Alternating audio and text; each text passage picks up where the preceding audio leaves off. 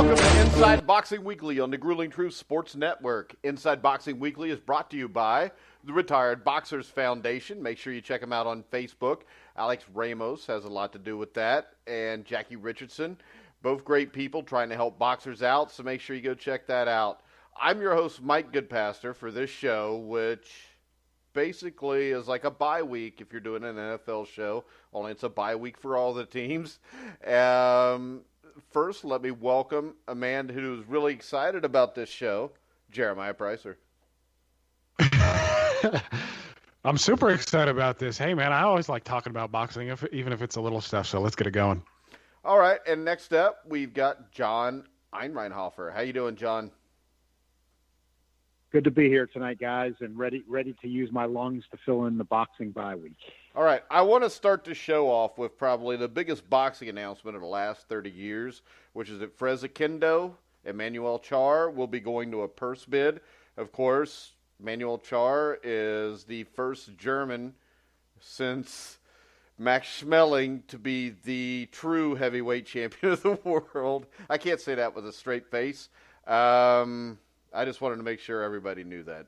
Jeremiah, any comments? Yeah, I'm not sure his mother could even say that with a straight face, but I mean, we saw Manuel Char knocked clean out against Briedis, who lost against Usyk.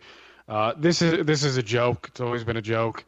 I don't really care about the title. I don't think anybody else should care about the title.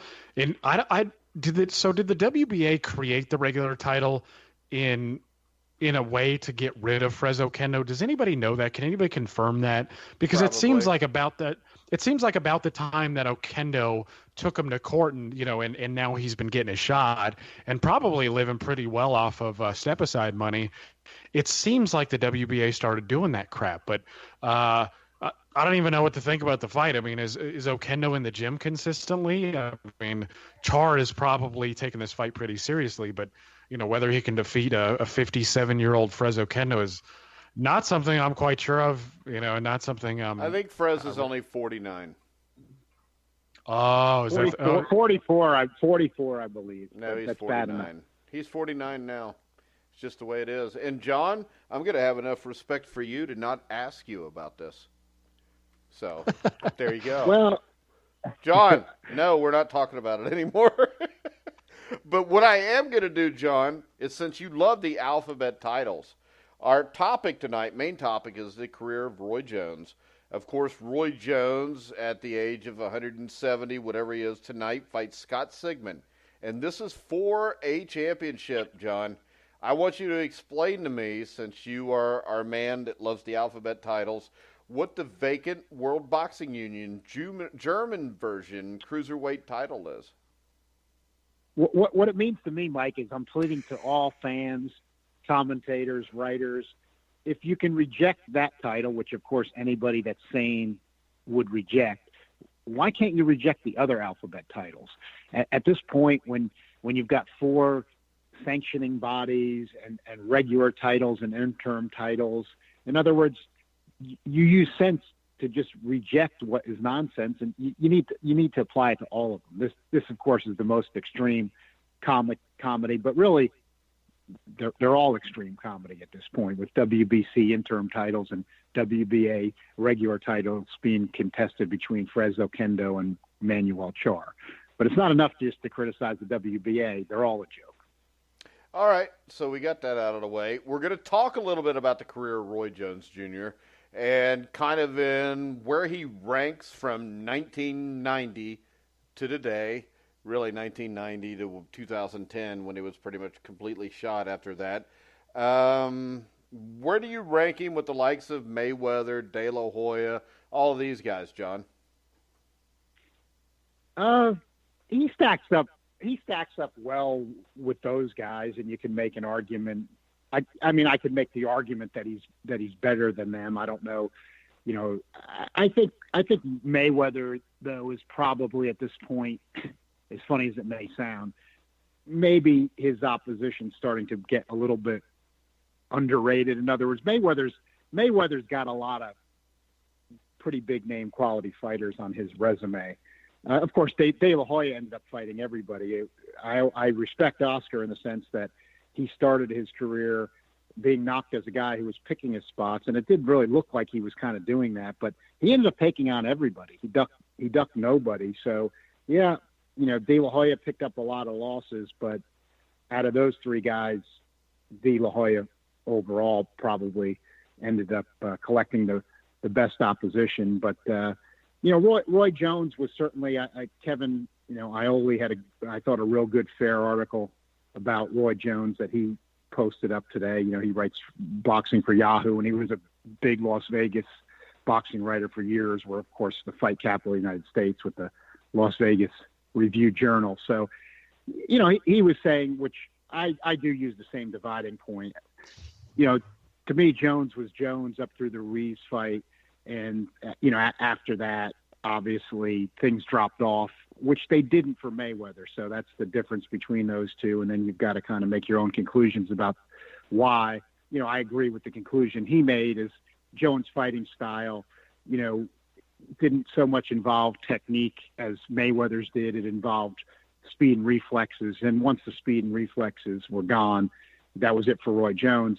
I always have contended with Roy Jones, and I'll still contend it, that I think counterintuitively he would have had a longer and better career had he stayed at heavyweight for a bit longer after he fought Ruiz, instead of dropping weight all the way back down and taking on Tarver in a fight that he just didn't need. It wasn't that Tarver was perceived as that dangerous at that point, but it was like Jones kind of picking a fight that he thought would be easier, and it just didn't do anything for his legacy, wasn't necessary.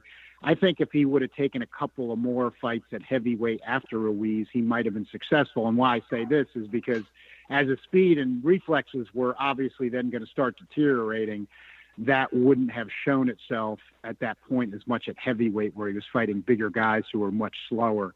And then when he moved back down, it was more pronounced. And once you get knocked out, then your brain starts getting short-circuited, and a lot of things get short-circuited, and you're not the same. And he picked up 3 losses in a row. He got brutally knocked out in 2 of them, and that was the end. So overall in his career, I think that he had a good run at light heavyweight. I think at the time he beat Bernard Hopkins, he would have been too tough for anybody at middleweight. I think Jeremiah and I have always agreed that and Ioli wrote this today too, it would have been ideal for him to fight Michael Chesky. That would have been a good, really a true lineal light heavyweight type bout. But Roy Jones made a good point in that article that I believe him. It's probably true. I always looked at the fact, and I'll still say he should have, and that was kind of the hint of the article, and Jeremiah and I have talked about this, that he should have gone over in Germany and just fought Michael Chesky. But Jones says that Michalczewski was offered $5 million to come to the U.S., and that's probably true. If you remember that era, and you still see some of it today, but really pronounced in that particular era, a lot of those European guys that when more belts were starting to be created, even though Michalczewski was legitimate, that they were just staying in Europe. They had ways of making their money over there, and they weren't really interested in coming over, to fight a Roy Jones. Calzaghe, ended up doing it later on, but he didn't do it before that. But, to his credit, he did end up doing it, even if it was a faded Jones. So that's something there we would have liked to see. But I think that people can argue for his greatness. I think you can make a case, and you can make some case against him with some of his opposition. But in the end, what I would say is, ironically, he might have also been hurt by there being too many belts. And why I say this is, my gut feeling is the Roy Jones who beat Bernard Hopkins at middleweight and ended up beating James Toney at 168 and had that run at light heavyweight. Had there been 8 divisions and one belt a division where people had to fight him, I think you've got a middleweight and a light heavyweight champion most likely. And then who knows what happens at heavyweight if he has to fight a big heavyweight other than John Ruiz. But John Ruiz was top 10. So that's pretty much my take on his whole career, I guess. All right, Jeremiah? Yeah, so I think there are a number of ways of looking at it. Because you look at, lists compiled by various entities of, where they rank the top 25 pound-for-pound boxers of the last quarter of a century. Floyd and Pacquiao are obviously up there. Roy is obviously up there. Pernell Whitaker should obviously be up there. Roy Jones is obviously up there as well. And you could make all sorts of arguments in favor of one man or the other. I mean, you look at Manny Pacquiao, and he was able to do that, something that not many fighters in history have ever been able to do, and that's move up from flyweight. He was the lineal champion at flyweight, and at featherweight. He probably could have done that at lightweight, arguably at welterweight. So the class by class success by Pacquiao is a good argument. You look at Floyd Mayweather, and with Floyd, his longevity is astounding, and it's not. That's sort of where you separate Roy and Floyd, is that Floyd had the longevity, and I think more technically he was better. But when I also look at this, and I was thinking to myself earlier, if you and you guys can answer this question if you like, if you wanted to be Floyd Mayweather Jr. or Roy Jones Jr. at their very best, I would probably be Roy Jones Jr. And the reason I say that is because though Floyd Mayweather was defensively fantastic, one of the greatest defensive fighters ever, and again, technically he was very, very good. But you look at Roy Jones Jr. and his physical skills were fantastic. I mean, not only was he exceptionally hard to tag cleanly, but he was also, great on the offense side of the thing. I think that's what kind of separated him from Floyd Mayweather Jr. and that Floyd was probably better defensively, but Roy was better offensively. Roy packed a hell of a punch. I mean, he was who was it that sparred him? I think it was I'm trying to think who sparred both of them, but somebody actually said that Roy was faster at 175 than Mayweather was at 147, and that's pretty. That's incredible to think about when you think about the size difference. That was somebody we interviewed, wasn't it? Wasn't it Reggie Johnson? What was it, Reggie Johnson? Reggie didn't spar him; he fought him. I think he sparred Floyd, but yeah, he said Roy was quicker. I think it was Reggie. Yeah, and I think it was somebody like that, and that's pretty incredible because Floyd was obviously very, very fast. But I think you two would agree with me that you would probably rather be Roy Jones Jr. at their best. And I think even when they're both ranked in the pound for pound, Roy was higher, and until he started to fall off there. And to John's point, I think it is kind of tragic that Roy, had the disservice of dealing with so many alphabet organizations during his career, because he easily could have been the 160-pound champion. I don't think there's any doubt about that. I mean, you eliminate 168, 175. He beats Michalczewski. I mean, I've seen a lot of Michalczewski. Michalczewski, he just wasn't on that level. I mean, he was a good remember fighter. what Virgil Hill said. Virgil Hill said with Michalczewski's style, he didn't think he would beat Jones, but he thought it would be a very interesting fight, which we didn't really see in Jones's prime because he was so much better than everybody else. Yeah, well, and I think Roy would have been that much better than Michalczewski as well. I remember Virgil Hill saying that the biggest thing was that he thought Roy would fade late, and then maybe Michalczewski would have came on. But again, watching those two, prime for prime, there's no doubt in my mind that Roy was clearly the better fighter. But that's the other thing, is that, as John said, I think Mayweather's opposition is going to be seen in a brighter light as time wears on. Because you look at a guy like Jose Luis Castillo, and I don't think he gets as much credit as he deserves. I mean, not only did he arguably beat Mayweather in his prime, but he had a win over Joel Casamayor. A little bit controversial, but he had a win over Casamayor. He had lots of other good wins at 135, so that's a guy that I think is underrated. But when you look at their wins at their very best, I think Floyd Mayweather has the better sustained record than Roy Jones Jr. But when you look at the guys that they fought at their peak, maybe there's an argument that Roy fought the better opposition. I mean, do you think that Roy Jones? Do you think a prime James Toney? Do you think Floyd Mayweather fought anybody as good as him? Do you think he fought anybody as good as a green Bernard Hopkins? And John, I want to ask you that. No, I think that Jones's wins over Hopkins and Tony, when both of them, Tony had a very controversial win over Tiberi, but he was still undefeated when he fought Jones, and Bernard Hopkins.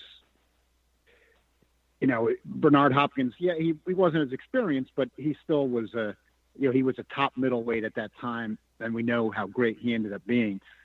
I think that case definitely can be made, that the win over Hopkins and Tony for Jones were better than anything Mayweather accomplished. And I thought it with Roy Jones at the time, when you're going back over 20 years now, but just when he dominated Hopkins, I had always liked Hopkins and thought he was underrated till he had that fight with Jones on HBO. I'd been watching him on, he had fights on like BET and USA and things like that on his way up, and I was following his career. And Tony, we know he was an excellent fighter, and I wasn't crazy about the 168 thing being a traditionalist when they had that big pay-per-view fight, but it was very impressive that Jones dominated the fight with Tony and knocked him down. And the thing that was always argued in Roy Jones' favor, which actually was true, when we up through the John Ruiz fight, Roy Jones wasn't even losing rounds, and Mayweather's like that too. But he did have the trouble with Castillo. Roy Jones arguably, he wasn't even losing any rounds up to that point. Not only was he not losing fights, he wasn't losing rounds. Yeah, and I think the biggest trouble that I remember him having is Montel Griffin, who is an awkward guy and a guy we've had on this show as well. Griffin won some rounds early on, and people talk about this disqualification loss, but we've also got to remember that Roy Jones was on his way to winning that fight. The DQ was a result of a knockdown, and Roy Jones was coming on in that fight, and had it not been, had he not suffered a disqualification, he was probably well on his way to stopping Montel Griffin. And so you look through the first 48 fights, 49 fights, and Roy Jones would have been 48-1. If he ends his career after the John Ruiz loss, and talking about him extending his career at heavyweight, you look at the rankings in 2003, you look at him in 2004, because Lennox Lewis ended up retiring in 2003. The only guy he could have beat at that time outside of John Ruiz was Kendo. I wouldn't have total. I would have had him beaten just about everybody in the top 10. You'd have him beaten the Klitschko's. Yeah. No. So in 2004, Vladimir was actually not ranked in the top 10. Vladimir was ranked at number 8. I'm looking at it right here. In 2004. 2003. Okay. Yeah. So in 2003, you're correct. Well, I'm 1 year later. But you look at the rankings, and you look at Chris Bird is number 1 in 2004. I think Chris Bird beats him. I think Roy beats him. No, not I don't see Chris Bird. Chris Bird, come on. Roy Jones, is he going to beat Corey Sanders? You can't count it. You can't. The Jones that's fighting Ruiz, you can't count him out against some of these guys. Really? He beat John Ruiz. John Ruiz was not very good. He wasn't, but he was a top 10 heavyweight, and Jones dominated the fight. There was talk at that time. This was the downside. He stayed away from guys that could punch. Well, he did stay away from. He did stay away from some guys that could punch, but I don't think it was that he couldn't have beaten them. His dad had trained him as an amateur, and then they had a falling out boxing wise, but his dad, from what I had always understood, was always still in his ear. And I do remember this time period pretty vividly. Buster Douglas had been coming back even before the Ruiz fight. It was talked about he was going to fight Buster Douglas, who it turns out he would have beaten at heavyweight at that time. And his dad thought Douglas was too dangerous. He didn't want Douglas for the assignment because Douglas was too dangerous. And then, you also had a faded Tyson around at the time, which people had always debated that. I thought that Jones at that time would have taken Tyson. Yeah, I think Roy would have taken him. But the other reason Tyson was ranked in the top 10 is because he was Tyson. Well, Tyson could still beat a lot of even at that time, he could still beat a lot. I have to go back at the time it's hard to put it in the context of the time frame. Well, that's at the time when he's losing to Danny Williams. Who was the other white guy? Kevin McBride. I'm just trying to think of when I was trying to Kevin I was McBride. trying to think of when, yeah. I was trying to think of when the Danny Williams fight was. It was either 03 or 04. Okay, I'm looking at it then. It was discussed before that because, obviously, I'm talking about though even the Tyson before Williams and McBride. I thought Jones could have beaten him. It was a bit before that time of. Well, I'm just saying this: guys like Lennox Lewis, the Klitschko's, Sanders, Tua, those guys all hit. They were too dangerous for him. He may have been able to box him for a while, but I think eventually they hit him. Well, I mean, Bird beat Tua. I know. That's why I believe Bird could beat Jones. I mean, Bird beat good heavyweights. I mean, he did. He didn't just beat John Ruiz. But Roy Jones would have had too much offense for Chris Bird at that time. But Chris Bird did well at heavyweight coming up from a middleweight as an amateur. I mean, you got to give the guy credit for courage and what he was able to accomplish. But again, speculation. I think Jones could have done it. But Mike, I don't disagree with you that, in fairness to your point, yes. And Jones was even candid about that on HBO a lot of times. When he was still an active fighter who was at the top of his game, not wanting guys that could punch just because the health risks, were too high. I think maybe it's because he couldn't take a punch from what we saw later on. But nobody would have dreamed how his career. Some people have speculated that, but nobody would have dreamed his career would have ended the way it did, especially the way he was always had those concerns. For a guy then to continue to fight after being brutally knocked out so many times is just odd. The way he thought at that time had those concerns, and apparently his father had those concerns. So I'm hearing speculation just in terms of abilities. I think that had Roy Jones been even more aggressive as a heavyweight and not had those concerns, he probably could have done well as a heavyweight for a couple more fights outside of even John Ruiz around that time period. Yeah, and I just want to say that, I mean, hypothetically, whether he beats, some of these guys, I think part of the point should be that he was ranked number 4 at heavyweight, and for a guy who started at middleweight, went to light heavyweight and jumped to heavyweight, that's a pretty damn good accomplishment in itself to be competitive, against that group of guys. I mean, he wasn't. He was competitive against John Ruiz. Right, but okay. But I don't think many of us doubt that he could have been competitive. Whether or not Chris Bird beats him or not, I don't think there's much doubt that he's competitive against Chris Bird. But he was a top 5 heavyweight, and you talk about the accomplishments of a guy like Bob Fitzsimmons, who is still the only guy to be the middleweight, light heavyweight, and heavyweight champion of the world. He was fighting guys who were a little bit smaller. So to see Roy Jones Jr. be able to accomplish those feats is pretty impressive in itself. I mean, so you're saying he was the heavyweight champion of the world? No, I'm not saying that. Was. No, I'm not equating Roy Jones Jr.'s accomplishments with Bob Fitzsimmons. I know you're not, but it was a chance for me to unbore myself. So go ahead. Yeah, well, I mean, yeah. See, but the thing is Roy could have done at least 2/3 of that. I mean, he could have been the middleweight champion. He could have been the light heavyweight champion, and that's pretty impressive in itself because it's not often you see guys who can make the jump. I mean, we see guys like Bob Foster, who couldn't quite. And again, I know he's fighting stiffer opposition, but there have been a lot of guys who just haven't been able to do that sort of thing.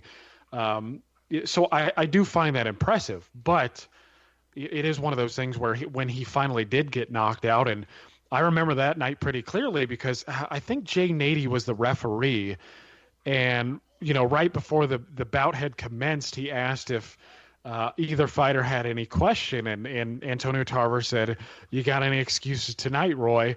And ended up knocking him out with that left hand. And because I taped that fight, I have it on VHS somewhere, and I've got to I got to find a converter so I can get some of this stuff on DVD and then onto YouTube. But I remember the shocked faces in the crowd afterwards, people who were absolutely stunned that had happened because, a lot of people don't talk about the first bout, which was a majority decision in Roy Jones Jr.'s favor, but nobody I can recall expected Roy Jones Jr. to get knocked out, especially the way he did. Yeah. No, nobody expected that. That's for sure. I think the Glenn Johnson one may have freaked people out even more than that because he wasn't a big puncher either. Yeah, well, it was one of those things where it felt like Roy still had something left. Maybe some people were saying, "Oh, well, he just got caught with a punch," yada yada yada. So a lot of people were kind of figuring, "Oh, Glenn Johnson, he's a road warrior. He's a fringe level guy. Roy Jones will probably decision him, and then he'll get back into the thick of things." And then Glenn Johnson just goes out there, just keeps working round after round. He keeps throwing punch after punch, and then he clips him with the right hand and puts him right. It was scary. I remember he hit him with the right hand, and Roy hit the canvas hard. Yeah, and if you look at that, he loses those 3 fights in a row. Then he fights Prince, Badia, Juma. I remember John Einreinhofer. That was on pay-per-view too. I do remember Prince when I was looking at his record tonight too. Not that he was somebody that was now that was a fight that I did not buy. I did not buy that fight. No, I did not buy that one either. But you look before Jones fought Calzaghe. He's got the 2 losses to Tarver and the faded Trinidad knockout losses to Jones and Tarver. Yeah, Trinidad. That was night of the walking zombies. Trinidad and Jones.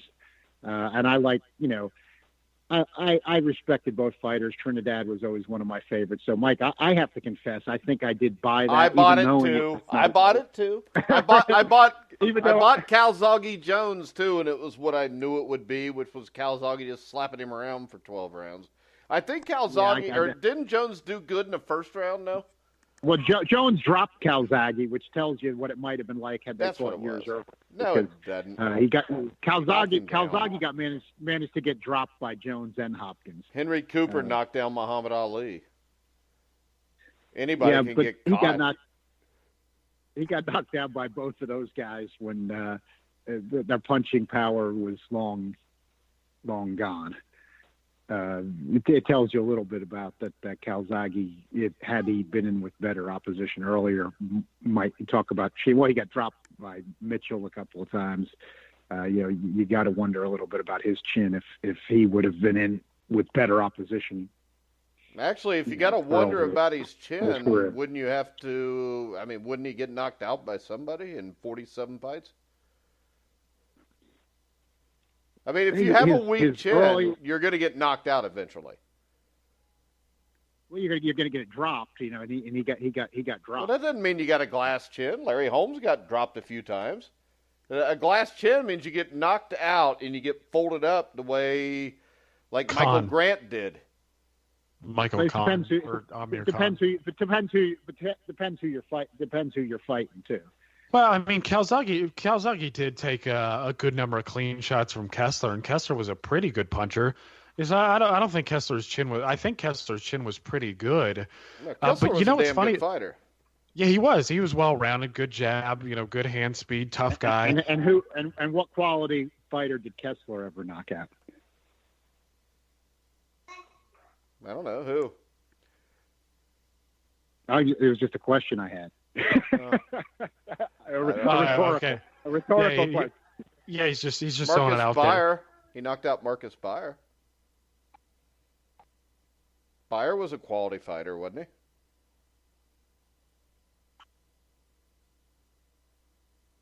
he? Yeah, well, I mean, I think he, Beyer was a good fighter, but while it's true, I think that, Kessler wasn't some big, huge banger. I don't think he was a one-punch knockout guy. But, I mean, he did, I don't think he gets 35 knockouts in 40-plus fights without having some pop. I mean, he did fight generally good opposition. And I know Alan Green wasn't special, but I remember the Alan Green knockout was pretty scary. No, Alan Green was. I thought Alan Green was a good fighter. I would give him credit for for that. That would probably be me basing one of his Calzaghe best as wins being for a me. really good fighter is the win over Kessler, because I think Kessler was a damn good fighter. Yeah, and personally, I like that fight because what I remember is I remember thinking, Kessler was certainly one of the best 168 pounders in the world. Again, a well-rounded guy. He had, again, good hand speed, good power, good chin. I don't think he was ever stopped in his career. But the one thing that I noticed in that fight was that, Kessler and Calzaghe were, they were almost on even terms in the beginning. But for me, Calzaghe looked like he switched it into another gear, and he was able to pull away. And to me, that kind of showed that he had something more than just being a good fighter. But the funny thing is, I'm looking over Roy Jones Jr.'s career, and I think it's worth noting that this is not the first time that Roy Jones Jr. will be fighting for the WBU German version of the cruiserweight title. He had actually fought for it against Zain Adine Ben Kham. I'm not even gonna go there. But apparently he had won this title before, and he had defended it a number of times. So I think that's an interesting tidbit. But this is the thing. He defended it against Courtney Fry and Hanny Atillo, and those are both really quality fighters. And Paul Vasquez. Paul Vasquez, yeah. I'd like to know why he gave the title up. And I mean, Fight Eric Watson. Why has he not defended his World Boxing Foundation World Cruiserweight title that he won from Bobby Gunn last February?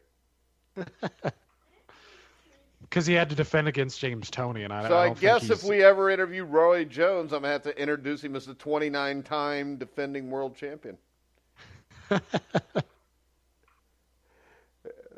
But are we done with Roy Jones? Again, if you can reject these belts, you can reject them all. It's just you just got to use the same principle. These are a lot easier though when they have people that don't even belong in a ring anymore fighting for them. They are, but you look at the quote unquote major belts and look at how bad a lot of it. Look at what we've just seen the last few weeks. Look at what we saw with Gilberto Ramirez on Saturday night. That was a farce. That was for the WBO super middleweight title. I've seen worse. You know what I saw that was worse, John? I saw Pablo Baez fight Thomas Hearns for the welterweight championship of the world one time. Don't forget about Tim Tomaszek and Tommy Morrison for but that was different because you had Michael Williams pulled out right before the fight, and Tomaszek happened to be sitting there eating popcorn. And the thing about Tomaszek is this. If you watch it, I mean, Michael Williams had a glass jaw, if I remember right. Unfortunately, I was watching it live. Tomaszek actually probably put up a better fight than Michael Williams would have.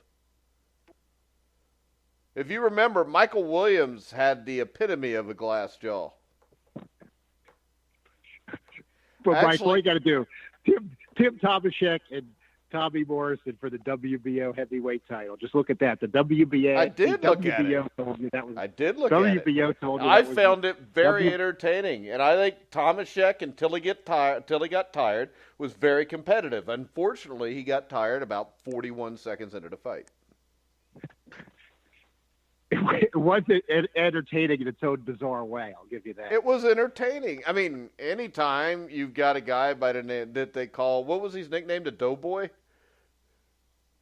That sounds like it might have been right. I think it was Tim the Doughboy Tomaszek, who was drinking a beer, eating some popcorn an hour before, and now he's walking in to fight for, some bullshit title, but he was fighting Tommy the Duke Morrison, who was a legit fighter. I mean, that's interesting. I mean, you pull somebody out of the crowd. That's like at the Super Bowl if Nick Foles would have got scared and said, I'm not playing, and they would have went up and grabbed out some 30-year-old school teacher who was 50 pounds overweight and said, hey, you're the quarterback for the Eagles tonight. Same thing. Well, in a crazy way, though, that is where boxing has some charms. Is it's so unregulated that bizarre things can happen that can't happen. Well, you know what? Things like the NFL. This is the thing. I think that's a good thing a lot of times. A lot of times it's not.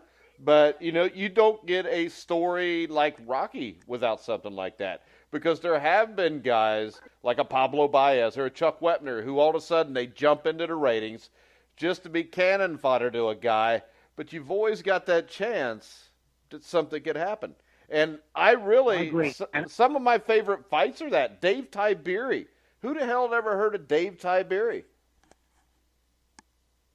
Yeah, I agree there. I've always had some tolerance for that in boxing because I think it's what makes it different, and you have all the characters. When I rail against it is that, like Gilberto Ramirez, he's having too many fights like that now. And he's not the only one. It's ideally boxing works better than, say, the NFL when you have a real champ, fighting two number one contenders in a row, then having a fight like we talked about. Yeah, as you look at Tommy Morrison that same year, 2 months before he beat George Foreman. 2 months after he's fighting Michael Bent. I'll give him Tim Tomaszek in between. Because, Foreman was a great heavyweight, and Michael Bent was one of the best amateur heavyweights this country's had. He was a solid heavyweight. I mean, he was a threat, obviously. But see, that's the other thing. Michael Bent was one of those guys, when too. Bent got that assignment, though, he was supposed to be just a pushover. He was just supposed to be. Yeah, I know, but that's kind of my point. So you had Tomaszek, you have Bent. Morrison lost to one. I mean, because if you look, Michael Bent lost his pro debut to Jerry Jones. I think he was like 11-1 going into the Morrison fight. He hadn't beaten any contenders. They ranked him just so they could put him up against Tommy Morrison. And he came through and he won. I mean, to me, that's one of the things I like about boxing. The things I don't like is this. Back in the 80s or 90s, Tommy Morrison was going to fight 4 times in a year. So you can do that once. You do it now, though, and you do it once, that's half your fights. And if you got Gilberto Ramirez, he's done it 37 times in 5 years. Right, and that I agree with. That is exactly the way I feel about it. Yeah. I mean, like Larry Holmes when he fought Scott Frank. Yeah, but he also fought Tim Witherspoon right before that. He fought 4 times that year. You can give him that a little bit. He fought Randy Tex Cobb after that, which Tex Cobb is a guy that was not a bad fighter. You watch his fights with Michael Dokes, and that's when Dokes was in pretty good shape and looked ready to fight. Cobb could fight. He just style-wise was nowhere near the class of Larry Holmes. Yeah, he was. He'd been a legitimate top 10 contender. Yeah, he deserved a shot. He just was in over his head. Right.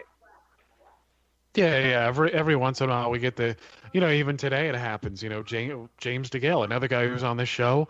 Not James DeGale, sorry, Caleb Truax, who upset James DeGale. Right, yeah, you get that. I mean, virtually nobody was giving him a shot. I mean, neither were we. I mean, every show that I listened to, everybody who was predicting this, I mean, it was just kind of ho-hum, and, James DeGale will get back in the swing of things after this stay busy fight, and that didn't end up happening to be the case, and I actually think they're going to go to rematch. But I did hear something interesting about Gilberto Ramirez. And this was actually from Michael Montero, who has also been on the show. Seems like everybody's been on the show. I was listening to his The Neutral Corner, which is a great show, and you can see that at thegruelingtruth.net.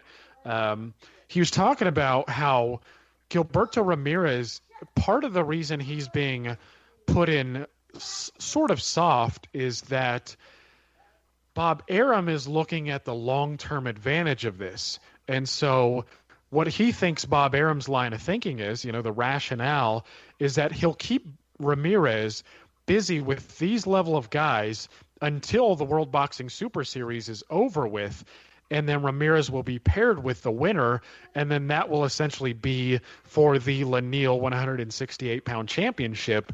And when you put it like that, it's not quite so bad, though, of course, I want to see Ramirez step it up. I want to see what he's really got. But if Bob Arum, Grandpa Bob is looking at the long-term game and he's thinking, okay, well, maybe I'm going to get Callum Smith, maybe I'm going to get Chris Eubank Jr., maybe I'm going to get George Groves. I mean, either, in my opinion, that, again, I want to see Ramirez fight somebody worthwhile, of course.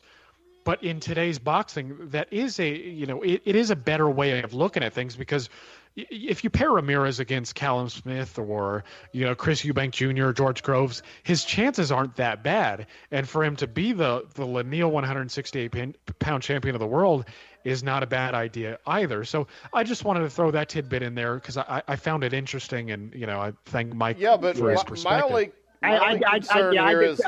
My concern is he hasn't fought anybody yet. So, yeah, stylistically, when you look at him from the eye test, you'd think he could beat these guys. But if it's Chris Eubank, he's fought George Groves. He's fought Billy Joe Saunders. If it's Groves, he's fought Eubank. He's fought Carl Froch twice.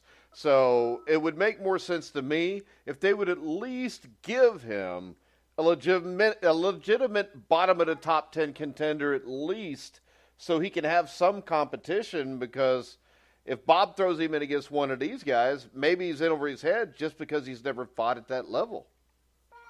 Yeah, but I disagree. I think that this is Arum. This is Bob Arum's top-ranked plan for a long time now. He's not looking for the winner of the World Super Series. What Bob Arum does is every time he throws a stinker out at you, then he says, "Oh, well, we were getting the guy ready for this. This is really why we had to do it." Then it never happens. Or right before his stinker, he starts floating around that after this fight, there's going to be something else.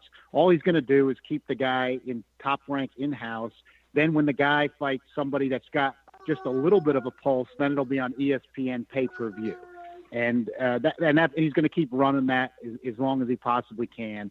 Then maybe near the end of Ramirez's career or years or something like that, when he's about at the end, maybe he thinks about doing something like that. But he's looking at doing this for a long time. He's doing it with all his guys. He's doing it with Valdez. He's doing it with Ramirez. Where's Jesse Magdaleno? Jesse Magdaleno's an excellent fighter, dominated Donaire. Is arguably, I think he could beat Rigondeaux at 122. And what's Arum doing with him? He's not pairing him with anybody. He had him on an in-house pay-per-view show. He tried that bomb with Ramirez and Valdez, all of them fighting no-hopers. And, these promoters do this stuff, but Top Rank's, got some of the worst playbook like that. Look, he's talking about pay-per-view with Pacquiao and Alvarado paired with Crawford and Horn. Two mismatches that he's going to charge you money to see. Who in their right mind is going to pay for that?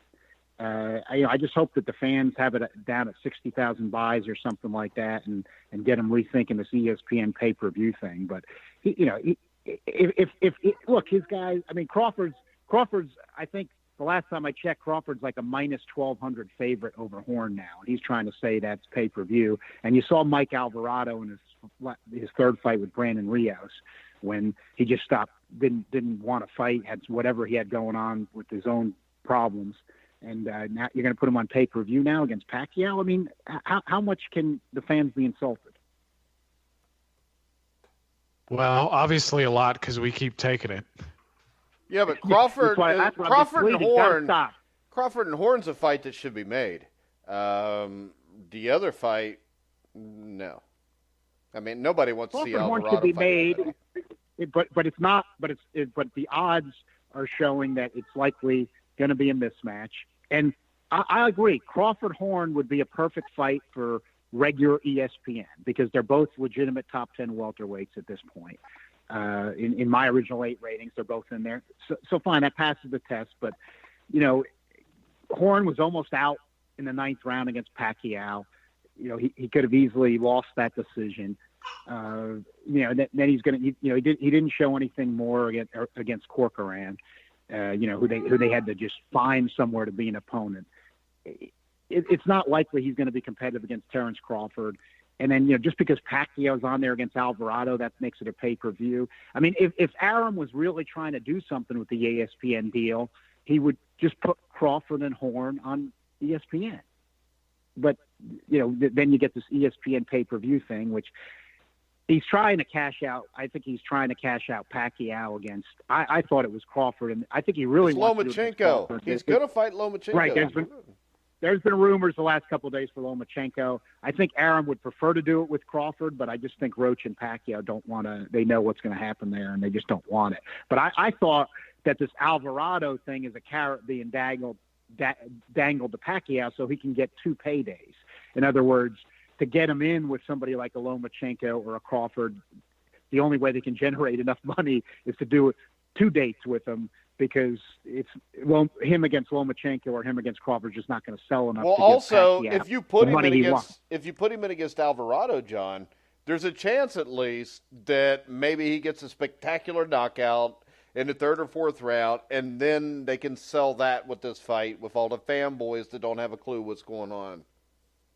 Right, and that was the original plan with Horn, but it didn't work out that way. But but if that's the original plan with Horn, whoever made that plan's an idiot, because I don't think there's too many people that are going to go out and easily knock out Jeff Horn, especially somebody as small as Pacquiao. Well, Pacquiao just about had Jeff Horn out. He in the 9th round. I I don't know what that matters, because he didn't. You know, Ronaldo Snipes almost had Larry Holmes out. What the hell does that mean? He still lost. The point was that Horn was a good opponent for a completely over the hill Pacquiao to get knocked out by. No, it didn't work out that way, but it just about worked out that way. And Pacquiao hadn't scored a KO since the Ice Age. Yeah. All right. Well, Jeff Horn's the lineal welterweight champion, though, right? No, the lineal welterweight champion ship is vacant. Oh, okay. All right. I don't know. Jeremiah, who's the welterweight champion? Any idea? I'm asking because nobody ever knows who the champion at anyone is. Well, yeah, but, I know. See, I thought that since Pacquiao beat Bradley and they were 1-2 or 1-3, that would have been considered that. Yeah. It wasn't a consensus. It wasn't a consensus 1-2. You're right, Mike. The Transnational had him 1-2, but nobody else did. So it wasn't. But you said that you respected Transnational's rankings more than anybody's. Yeah, right. But Transnational didn't end up recognizing the winner of that as their welterweight champ either. So to their credit, they. But if they had him 1-2, why wouldn't they have? They didn't deem it as for their vacant title. Then how could you ever have anybody for a vacant title if you won't make number 1 and against number 2 for the title? Consensus. The Ring didn't have them 1-2 at the time that they fought, and I didn't have them 1-2. Well, the Ring had them 1-3 though. I don't know if they had them 1-3 or not. I'm looking at it. I'd have to go back and look at it, but yeah, I think the Ring had Pacquiao 1 and Brook 2, if I'm not mistaken. Yeah, and they had Bradley 3, correct? Yeah. I believe. I don't have the ratings on me right now. All right, I was just asking. Yeah, I mean, I think potentially I'd have to think of that. I mean, it was close, but it was close. Yeah. I mean, between Bradley and Brook at the time, thinking about their opposition level, I think there's a case that that you could have either one of those guys at 1 or 2. And I mean, and if you think Bradley is number 2, and if you think Pacquiao is number 1, and they fight, well, then that should establish a new line. And then Pacquiao, when he retired, nobody really took it seriously. I mean, everybody knew Bob Arum was going to bring him back for, to milk him of paydays like he keeps doing. And then, all I'm saying is it's no, you're right. Pacquiao retired. He said that was his last fight, and he retired. That's right. So that makes it so it's vacant, right? Right. All right, so this is my question. The middleweight championship of the world should be vacant then. Canelo's the middleweight champion. No, he's not, because he said he wasn't. According to Transnational, then he lost it because he became the number 2 middleweight, which didn't really make any sense to me. But he said he wasn't the middleweight champion of the world. He did say that. Then why would he be considered the middleweight champion of the world? Because he won it in the ring, and he remained. But he gave it up. Remained active. He gave it up. He remained active. He didn't retire. And then he didn't fight a guy ranked in the top 10 in the middleweight division, did he? Amir Khan? He fought Gennady Golovkin, the number 1 middleweight in the world. Yeah, but going into that, you said he was the middleweight champion. Right, which the Ring continued to recognize him, and I continue to recognize him. Even though he said he wasn't?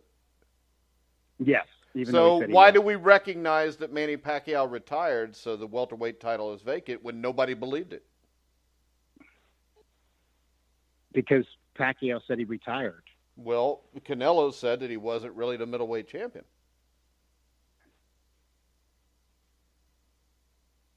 The fighters, and Golovkin is saying that he's a champ when he picks up the WBA regular belt. The point is, the fighters are going to say a lot of different things, but you're looking for titles But to be why would won and lost in the would ring. you believe Pacquiao when you said you didn't believe it, but you don't believe Canelo?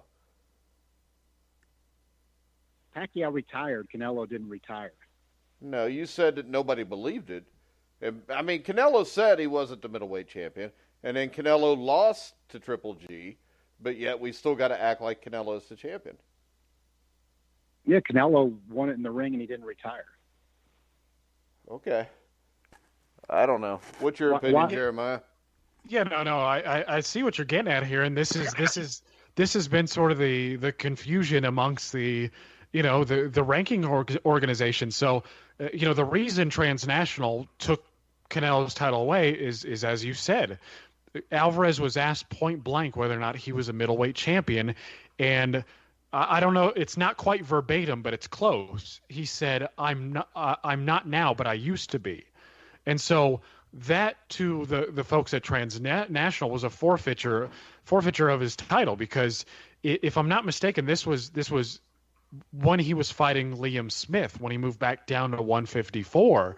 Again, don't quote me on that. I'd have to go back and look at it, and I wasn't part of the rankings board at the time. But I believe that was their rationale for it, and they've got it laid out. Everybody can go through their archives, but that was their rationale for taking his title away. And it is one of those things. It's like, well, where do you draw the line? I mean, if a guy tells you point blank that he's not, and this, to my knowledge, was at a it was at a pre-fight conference. They were like, again, they stuck a mic in his face and they asked him if he was a middleweight champion, and he said no. I mean, so what do you do, right? And that's the ring continued to recognize him, of course, and but Transnational, they took it away, and I think, right. So how do you go about that? I mean, nobody believed Pacquiao's retirement. I sure as hell didn't. And so if Pacquiao was the lineal champion and nobody believed that, right? I see what you're getting at there. So how do you sort it? Where do you draw the line, John, between believing that Pacquiao's actually retired when again, most people I know didn't believe that he was actually retiring, and Canelo saying he's not the middleweight champion. It's like, how do you sort the details there? I mean, when does one become more genuine than the other? Well, I think it's always been retirement. I think that's been the standard going back to Nat Fleischer in the ring. That's been traditional standard throughout boxing history. When a guy says he's retired, he loses the title.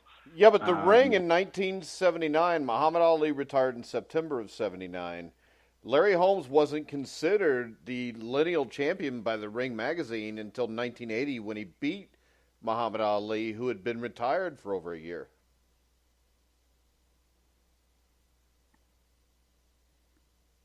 Yeah, I mean, Ali was definitely retired. I mean, I think that people just picked up on Holmes being the top heavyweight. Yeah, but he wasn't recognized until he beat Ali in 1980, a little over 2 years since Ali last fought.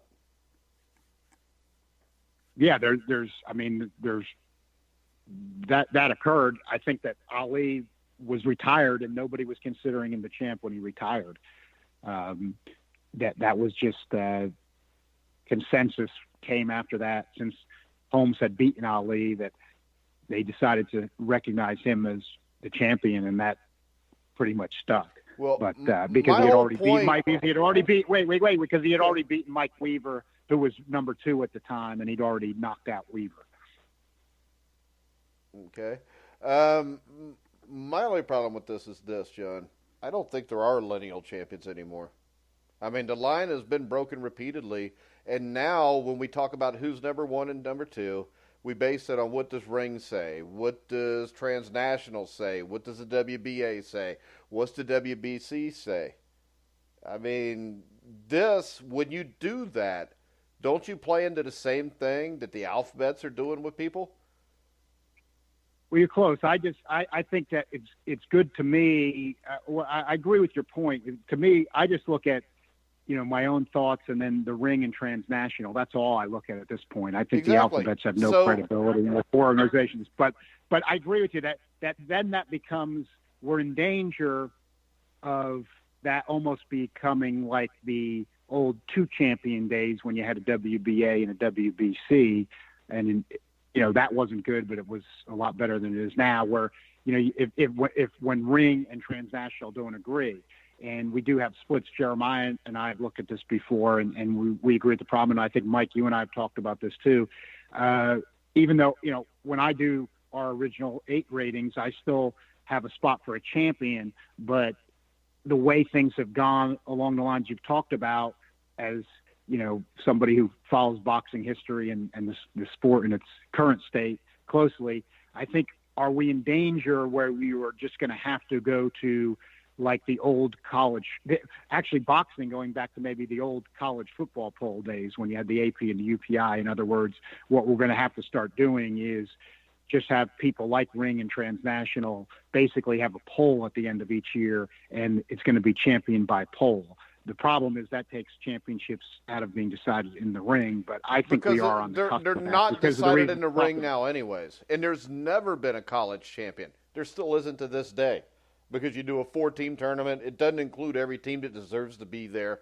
And my problem is this. I think when you look at the middleweights, it is completely freaking obvious to everybody that the 2 best middleweights were Triple G and Danny Jacobs. They've beaten better middleweights at 160 and up. They fought each other. Triple G won. To me, he's the champion.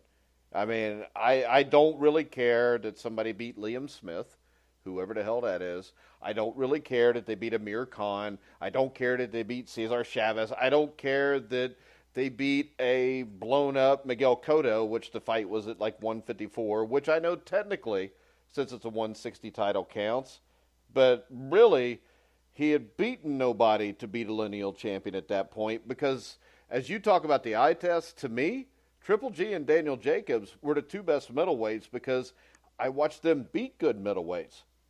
I mean, Golovkin pretty much cleaned out the division before he fought Jacobs. That's not saying a lot because the division's not that great, but he was still beating legitimate 160-pound top 10 fighters. Miguel Cotto's win at middleweight was against an old Sergio Martinez, and then Canelo goes, cherry picks, and takes him. That should not make you the middleweight champion.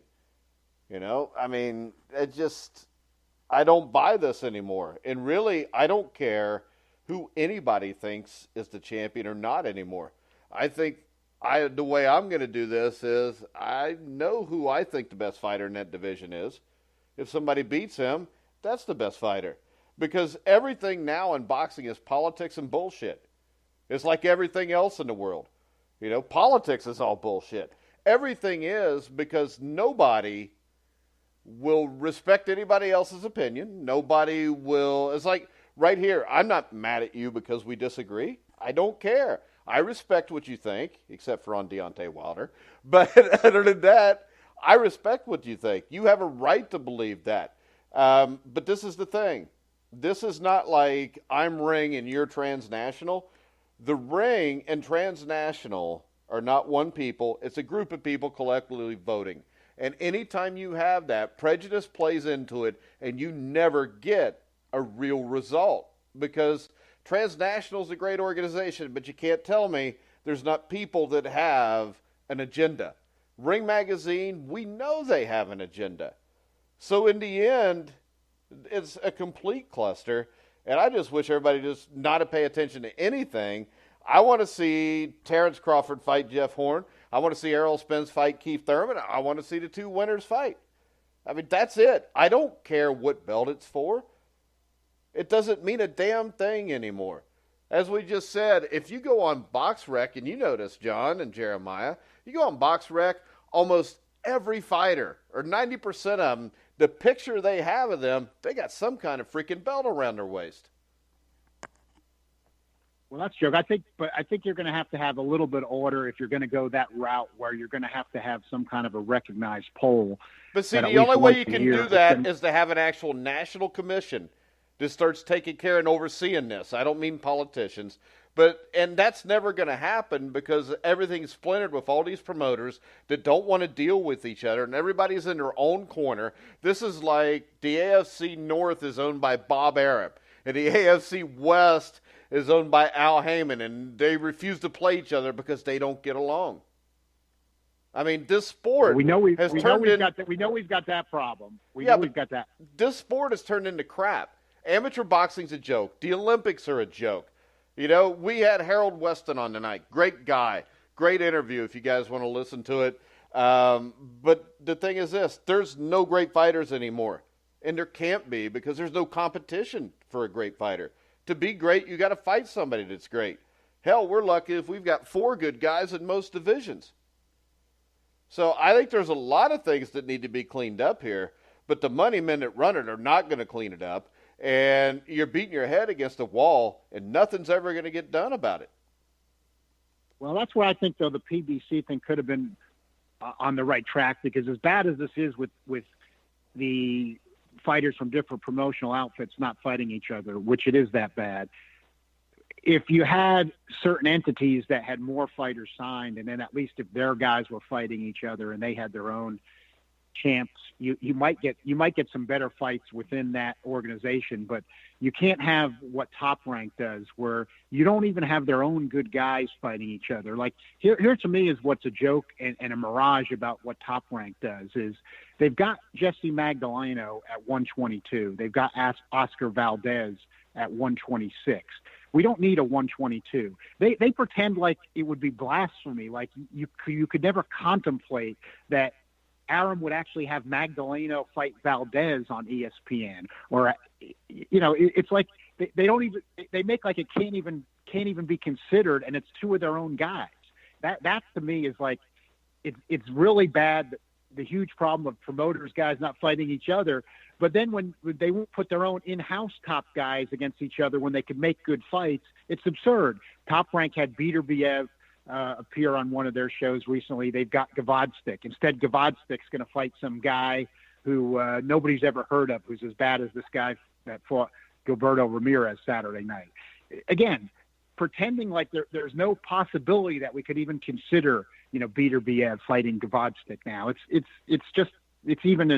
It's even worse joke than the promoters guys fighting each other from different promoters. And see, that's kind of my point, John. As long as we have this going on, we're never going to have a true champion, and it's not going to matter who the champion is because they don't fight each other. I mean, we could have Wilder and Joshua. While I am all for Wilder and Joshua fighting next year after beating 2 legitimate contenders. The reason I say that, and it's the way I said before, because I'm not that excited about seeing that fight until I know they can both fight. And if they were to get through the 2 guys that we each think they're going to beat each, to me, that's an enormous fight a year from now on. I'm fine with that. My only fear is by a year from now, maybe those guys, promoters, don't get along anymore. And all of a sudden, we're watching them fight, Mike Malo. No offense to Mike Malo if he listens to the show, but you know what I mean.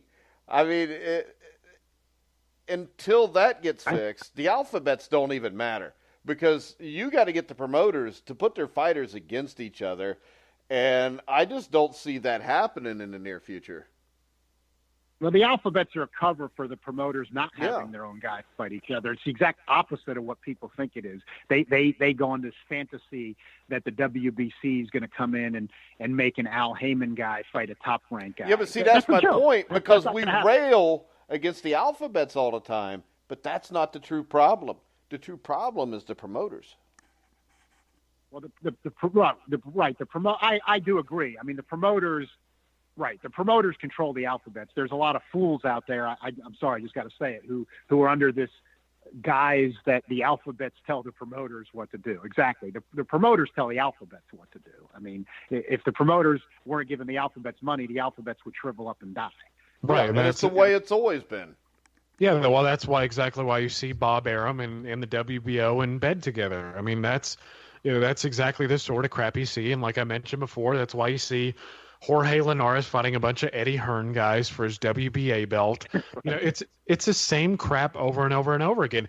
But seeing as we realize these issues, well, what steps do we take to solve them? I mean, how do we get a national commission? I mean, obviously it's needed. I mean, because it's not just the promoters. It's just not the alphabet organizations. It's people as high up as Bob Bennett in the Nevada State Athletic Commission who, lets Adelaide Bird get away with shitty judging, or these other people get a slap on the wrist for crappy judging, or even having this quality of judges like C.J. Ross, who scored the Canelo Mayweather fight 114. And on top of that, you have piss poor drug testing. It's a plethora of problems that we're dealing with here. But how do we get the ball rolling? I mean, how do we start to get a national commission? I mean, because even if we have a national commission that's not as great as some of the other ones, at least we'd have one. I mean, we've got to get the ball rolling somehow. Yeah, but the problem is you can't have a national commission because it's never going to happen because people to money. The fans aren't going to do anything. You know that, John.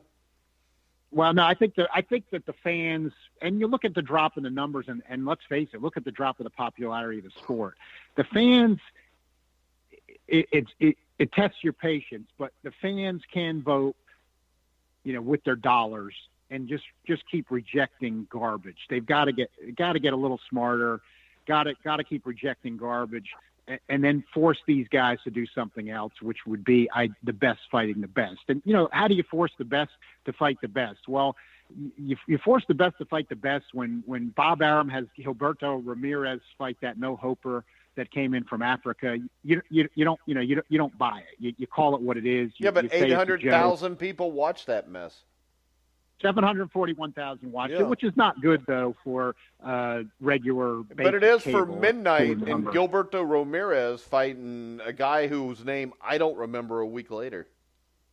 Right, but I think that's boxing getting back on ESPN with some guys the fans know a little better. Those numbers will keep fading with those kind of matchups. I do have faith in that. I think that ESPN was encouraged by the numbers of something like Lomachenko and Rigondeaux and Horn and Pacquiao, but they're not going to get the numbers that they want with the Gilberto Ramirez mismatches at 741 and 741,000 and dropping, when there's still a little novelty right now for this getting back started with at least some bigger name fighters, not in good matchups, but on ESPN. So I think that the possibility of that fading is there. HBO's cards are dropping. They got rid of Top Rank because Top Rank was giving them garbage. I think that's a start, even though Top Rank is like Jason from Friday the 13th. They pop back up on ESPN to give us bad matchups. We couldn't quite kill them off yet, but it might still happen. Remember, they tried that True TV thing to feed to HBO, and that failed with their bad matchups. So they're on thin ice. I think ESPN, again, there was a good New York Times article about it.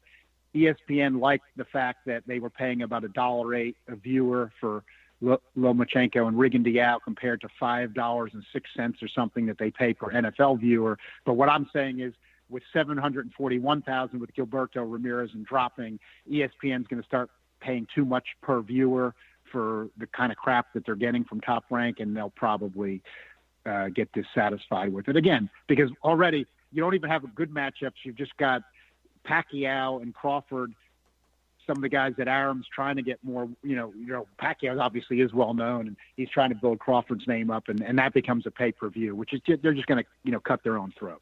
Yeah, but your problem is this: with no real Olympic team worth its salt anymore and no depth, there's not a whole lot of fighters you can put on in good matchups because there's not that many good fighters in America anymore. There's still enough guys to have good matchups, though. We on the show talk about them. I mean, look, you'd want to see Spence fighting Thurman. That's PBC, but that's something you want to see. I think you want to see Joshua and Wilder now. They both have Showtime deals. That fight could happen, tomorrow if the but it makes no sense to happen tomorrow because it's much bigger next year. Not necessarily, Mike, and a lot of things can happen. It'd be plenty big now. There's no reason to wait. If Now, what can happen? One of them loses, then it wasn't that big a deal anyways. I don't think it's a big fight right now. Nobody knows who Deontay Wilder is in this country. And nobody's going to know him much more in a year, Mike. It's still one of the biggest fights in boxing right now. I just don't buy that. It'd be a very big fight. I don't think it is. The biggest fight in boxing right now is one that Errol Spence fans won't even talk about, and that'd be against Terrence Crawford. To me, that's the biggest fight. It wouldn't be bigger than Joshua and Wilder heavyweights. It's not going to be big. It wouldn't be bigger. Yeah, it's a better fight though. It's two legitimate fighters. Might be, but the heavyweight division always brings the most numbers, and it still continues that way. So, the welterweight, middleweight division have given us numbers bigger than what the heavyweights have done before. When you got two heavyweights with a combined record of 59-0 with 58 knockouts, and they both knocked out every guy they've ever fought, you should have the fight now. It's time to have the fight. Yeah, even though one of them hasn't beat anybody yet, and he did not knock out Stavern. I don't know how you can say he's knocked out everybody he's fought. He knocked out Berman Stavern in the first round. I thought it was a 12-round decision. The first time. The second time he knocked him out the first round. You said they knocked out everybody they'd fought. I mean, it took him 12 rounds, and he couldn't take out Berman Stavern. Knocked out every man they've ever fought, correct. Yeah. Berman Stavern, when he could actually stand up, went 12 rounds with Deontay Wilder. And I don't see why there's so much fear about putting Wilder in against somebody that can walk and chew gum at the same time. Well, they tried to have him fight Povetkin, and he PED'd out, and they tried to have him fight Ortiz. Yeah, but he PED'd out, and he's also suing the WBC because it was a joke. I mean, how did he PED? We'll go to Jeremiah on this because he's Russian. No, I'm not Russian. I mean, but your name's Jeremiah. It's as close as we get because I'm Mike and he's John. Go, Jeremiah. Yeah. You guys do have a bit more English than me, but no. I mean, no. All I've caught from it is that Povetkin and his people are suing Wilder's people for lost damages under the pretense that Wilder left before there was a ruling made by the WBC. On the fight, and Povetkin's people are arguing that since they were fighting under the PBC rules, WBC, Wilder's right? Yeah, whatever. I don't know who we're talking about. Yeah, PBC. I'm trying to forget him, man, and you just keep reminding me. You keep punching in those memory cues, and I got to come back. No, I mean, I'm just aware that Povetkin is suing Wilder's people for lost damages because they're saying that they were fighting under the WBC rules, and Wilder left before a judgment was made. I don't know. I don't know how that's going to play out, but this of course was on Kurt Emhoff's blog, which is pretty cool. But the point being is that I think it's going to be a bigger fight. I agree with you, Mike, that it's going to be a bigger fight if Joshua goes out and beats Parker convincingly. He beats Povetkin convincingly, and Wilder beats Luis Ortiz convincingly, and then Dillian White. Let's imagine Joshua, and I've said this before, but imagining Joshua fights Povetkin in England, or even Cardiff, Wales, and Wilder fights Dillian White on the undercard. That's a good build-up for a fight that would do big numbers, and I think in that sense it would be a bigger fight. I mean, I understand the want to have the number one and number two guys fight one another. I agree in that sense that I don't like waiting around, but with the way boxing is, it's not the worst thing to happen. I mean, I think that would build the fight bigger, and Hearn has done a pretty good job thus far of moving Joshua along pretty well. Sorry. Yeah, but I see both of your guys' points there, but I think waiting a little while is probably the best bet. I think they're going to make more money that way. They're called prize fighters. I don't want to take that too far. But I do think, and even when we interviewed Mark Breland seemed to recognize that, if and when they do fight, it's going to be in England because Joshua is the bigger sell. Yeah, there's no place that's going to sell 90,000 seats in this country because No, not it even in would Tuscaloosa. surprise me if Ortiz and Wilder sells 12,000 at Madison Square Garden. Yeah, but the U.S. comes up with site fees that are bigger than the British do, and remember these fights happen in the U.S. for a reason. These guys aren't giving away money. I think that even the overseas fans need to realize that. We can harken back. I love the atmosphere too. I love the glory days of boxing. But when we're talking about the business part of it, yeah, the 90,000 in the stadium looks nice. But wait a second. You just talked about bringing boxing back. Putting right, the biggest fight in front of 8,000 people. But you're talking about business decisions here, and the site fees in Las Vegas are bringing more money than you can get having the fight over in Britain. I don't think it could on this because I don't think that Deontay Wilder is a very good sell.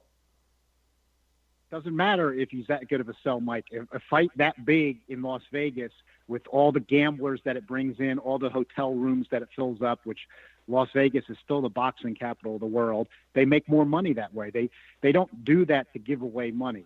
They do that because they make more money doing it that way. Now, it's not as good for atmosphere as a 90,000 seat stadium in Britain. It's not as fun, when you don't watch those fans and the anticipation. But in terms of money, that's why these fights keep turning up in Vegas. And that's why, again, if there's not a British fighter involved, if it's two fighters from even a country out, both of them not Americans, those fights end up in Vegas a lot of times if they're good fighters. So, that kind of high roller boxing clientele who gambles, they come in, they're worth enough to Vegas and filling up all the hotel rooms. Vegas has those fights on closed circuit and other hotels in Vegas where they're charging money outside of the arena itself. There's just, it may not be the best for the atmosphere, but yeah, but the fight's going to be in England. Making more money. The fight will be in England. Probably, but not. You never know with these things. Well, I don't think Hearn is going to leave where he's at for that fight. Well, he may if like Jeremiah said, and I see it coming too. I don't think they should do it, but if he's going to then fight Povetkin, and if Hearn's going to keep his fingers crossed and pray that Price lands a miracle bomb on Povetkin and then he can sub him in instead. Of course, they'll enjoy that even better. You've got Fury still floating around out there. If he's not floating around, he's nowhere near fighting, though, John. No, but he's going to have to make money sooner or later, and there's no more place for him to make more money than fighting Anthony Joshua. Selling meth. So, I think from looking at him, selling meth is probably his best option right now. But it's just that these things are still floating. These things are still floating around out there. I think they should just have the fight now. I think it's overthinking it to delay it. Something could happen. It's going to be about as big a fight now as it's going to be. Yeah, maybe you could build up if everything goes right. Maybe it could get a little bit bigger, but it could be plenty big right now. I think when boxing has 1 and 2 guys that are in position to fight and they don't have them fight, I think yeah, that's. But see, I think the one you could make a case that the 1 and 2 heavyweights are going to fight here in a month. I mean, Joseph Parker has beaten a lot better competition than Deontay Wilder. Nobody's got Joseph Parker number 2 though, so. They don't? No. Okay. So I guess it doesn't matter who you beat. It's just according how you beat them. Even if you're beating guys that aren't any good, getting knocked down by guys that are 17 and 20. I mean, because obviously Wilder can't take a punch because he got knocked down by a guy with a losing record. Wilder's better than Parker, but the fact is, if you're going to Wilder's better than Parker. Okay, I don't believe that. See, I'm the only person in the world that doesn't believe that. But I think there's a reason why they protect him. The odds makers don't agree with you because the odds makers got Wilder as a slight the odds makers had the New England Patriots as favorites to win the Super Bowl. What's your fucking point? I mean, I don't know what an odds maker has to do with this. The point is, Mike, they got to be right more than you, or you'd be retired right now as a professional gambler. Well, I don't really bet that often, to tell you the truth. Right, because you know that you wouldn't be able to retire as a professional gambler. Neither would they if they only bet like one game here or there. They do this off volume, John. If I bet on 100 games, I could probably get half of them right. Yeah, you might get a little under half, which is the same rate as a chimpanzee throwing darts. No, I'd say I'd go over half. I'm not wrong that often. Don't you listen to the Pick'em show? I nailed 72% of all NFL games this year. Makes you wonder why I don't bet. I just don't have the balls to put my money on it. No, you should go do that, Mike, and you'd be retired. I can guarantee you at 72% you would be retired. And I can guarantee you for 3 years I'm at like 68% overall. You can go back and listen to every show. And so is Matt. We end up tied. After 3 years, we're still tied. That could probably retire you too. All I know is this. Joseph Parker's beaten better fighters. There's nothing that I've seen that tells me Wilder's better than Parker. Parker has more skill. He doesn't hit as hard, but he also doesn't have, problems with a guy that's 17 and 20 and get knocked on his ass, and then they have to make the film disappear. Now, Parker just has majority decisions with guys like Huey Fury and Andy Ruiz. And Huey Fury and Andy Ruiz are better than anything Deontay Wilder's fought. And Parker goes the distance with Kojanu, who got knocked out on ESPN Boxino in the semifinals. He didn't reach the final. He got knocked cold by. So do you think that Wilfred Benitez was not very good? Wilfred Benitez shouldn't be mentioned in the same sentence with Joseph. Really? Why? No, because the comparison is this. Wilfred Benitez didn't knock hardly anybody out. Does that mean he's not a great fighter? I mean, you're giving... No, wait a second. This is the same thing. You're saying if you don't knock somebody out, that's not impressive. So you can win all 12 rounds, and that's unimpressive, correct? No, I'm saying you don't compare the KO percentages of welterweights to heavyweights. Heavyweights have to bring more pop. A good heavyweight's going to bring more pop just because he's a heavyweight. The KO percentages are higher. So Chris Bird wasn't that good?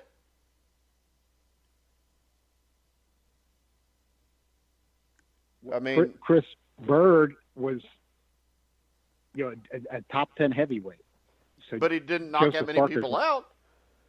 Joseph Parker's a top 10 heavyweight. He's not as good as Deontay Wilder, though. Yeah, I know, because Deontay Wilder's really good. I mean, he gets bounced off the canvas repeatedly. I mean, he got knocked down by a guy at 17 and 20. And if it wasn't at the end of the round, he probably gets knocked out. I would tell you to go look at the film, but it disappeared. It's not on YouTube anymore, and everybody tries to put it up. It gets taken down. Doesn't matter, Mike. I know it doesn't matter.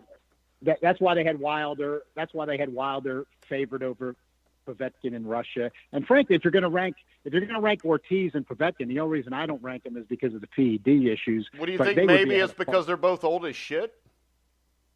No, they're both better than Joseph Parker. Okay. Well, I don't even know why we do a show. Fuck, everybody and everybody else. I mean, I know Deontay Wilder can't take a punch. I know that. And he's going to end up bouncing off the fucking canvas with his head rattling back and forth. I've seen this before. I mean, you have nothing to base this on that he can beat anybody that's any good. So Ortiz is going to knock him out then? Ortiz is like 46 years old. What I'm telling you is this. He's fighting these guys because they have next to nothing left. And it would not surprise me if Ortiz beat him. Well, is Ortiz going to beat him or not? I don't know. We haven't had that show yet, and it'd be kind of stupid for us to go ahead and preview that fight.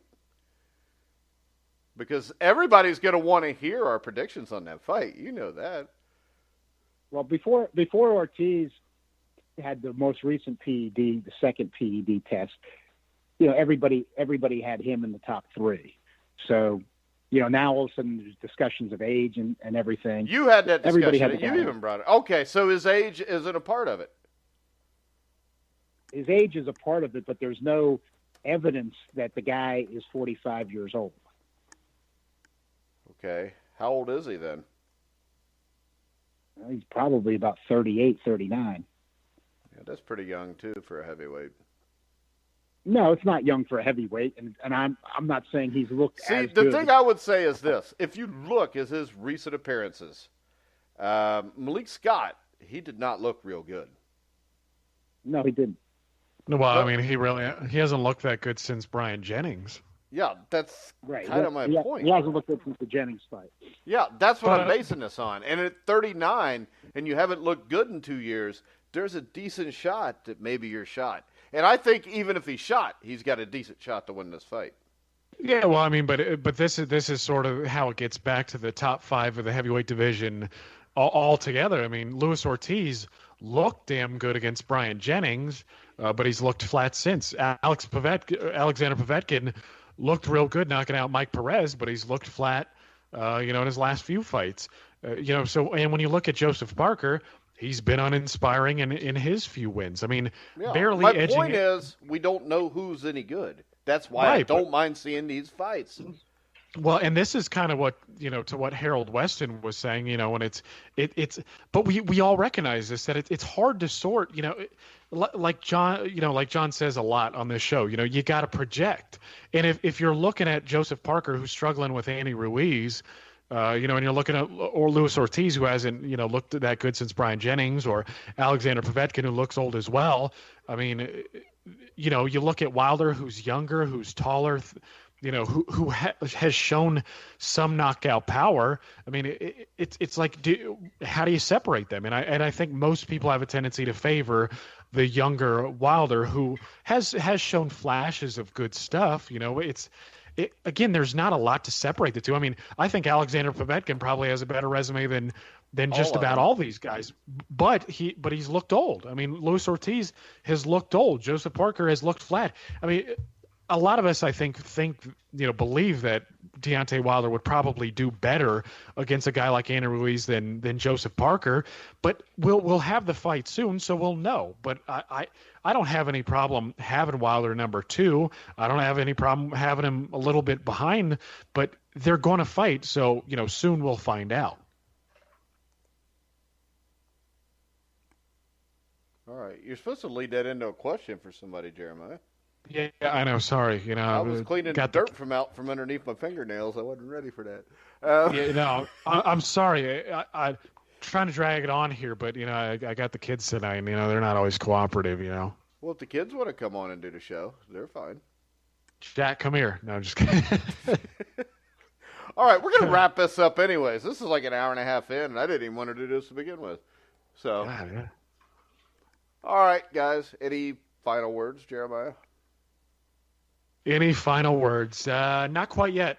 I'll have some for next week, because I'm going to try to get Aegis Kavialauskas on. He was a former guest of ours. I'm hoping to do an interview with him next week before he fights David Avanesian. And that's all I got. I mean, I'm going to wish him luck and everything, but that's all I got. There's really not much going on besides Anthony Yarde. He's fighting this weekend. I'm looking forward to that. Nico Hernandez, he was an Olympian. He did pretty good in the Olympics. I'm looking forward to him.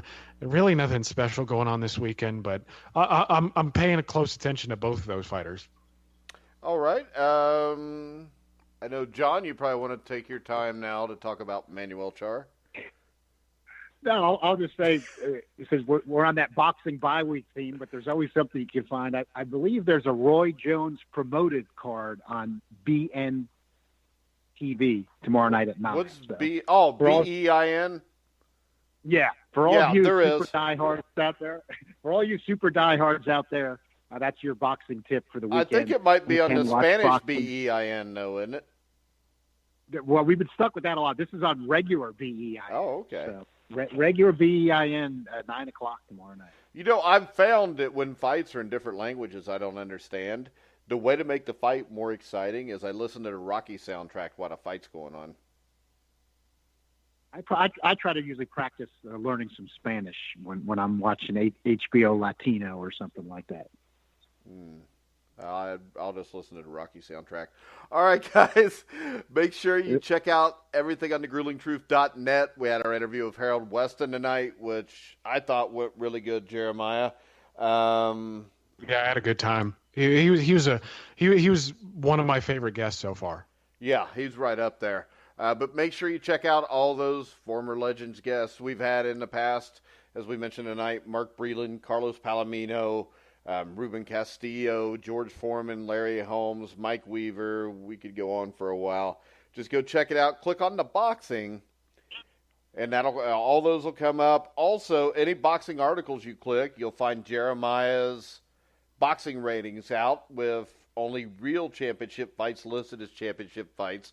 And then you can go into the boxing, look up John's original 8 rankings, where you'll get the actual original 8 the way God intended it to be, with one champion and only only 8 divisions. So it's the way God wants it. So you should want to go look at it.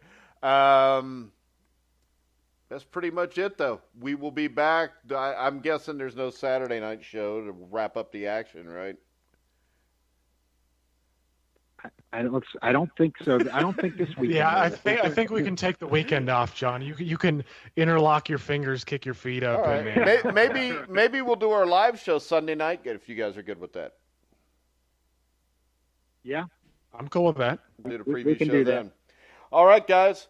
Well, I want to remind you, you can go to iHeartRadio, iTunes, Spreaker, Stitcher, wherever you find sports podcasts, you'll find The Grueling Truth. So for Jeremiah Preisser, John Einreinhofer, I'm Mike Goodpaster. You've been listening to The Grueling Truth, where the legends speak.